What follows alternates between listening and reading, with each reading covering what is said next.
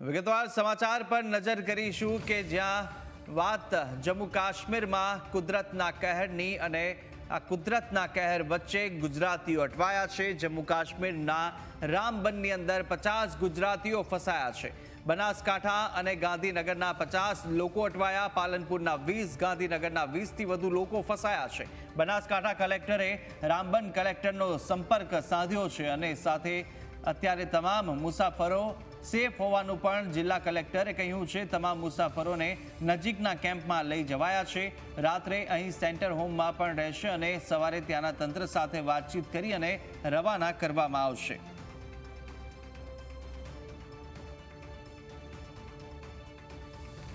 आ बधा हमारा पैसेंजर थे। आप पूरी રીતે हैरान था। माजी आपने શું તકલીફ પડી? બહુ તકલીફ પડી। બહુ દિવસ વરસાદ પડ્યો, જમવાનું નહીં, કઈ પાણીની વ્યવસ્થા નહીં, કશું જ વ્યવસ્થા નહીં। ભડાકાનો વરસાદ ચાલુ એનથી વધારવું જોવા આ છોકરો પાણીમાં બિસ્કિટ પલાળી ખોઈ એનથી વધારવું જોવા ખાવાનું એવું હોય નહીં ખાવાના મોકલતા નહીં કે ખાવાનું કહે ગમે તે કરીને મને લેવા છોકરો પાણીમાં બિસ્કિટ પલાળી ખોઈ છોકરું મારું રહેતું નહીં। આ છોકરું બીમાર થઈ ગયું। તારા હવે વિડીયો કોને મોકલવાની?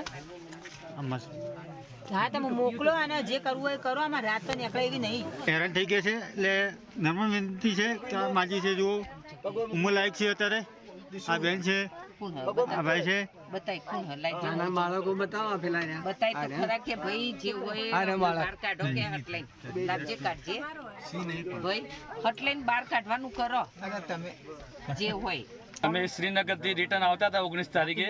ભાઈ આ ભારે વરસાદના કારણે સ્લાઇડિંગ ને ભારે ભેખડો પડવાથી અહીંયા રસ્તો તૂટી ગયો છે અને ભારે નુકસાન થયું છે। તો અહીંયા અમે રામબન જિલ્લાની અંદર ફસાઈ ગયા છીએ। તો મારી નમ્ર વિનંતી છે ગુજરાત સરકારને કે અમને જલ્દીથી જલ્દી સુરક્ષિત જગ્યાએ પહોંચાડે અને અહીંયાની જમ્મુ કાશ્મીરની સ્ટેટને અમે ઘણી રિક્વેસ્ટો કરી, 50 ફોન કર્યા, ઘણી રિક્વેસ્ટો કરી, અમને કોઈ જવાબ નથી મળ્યો।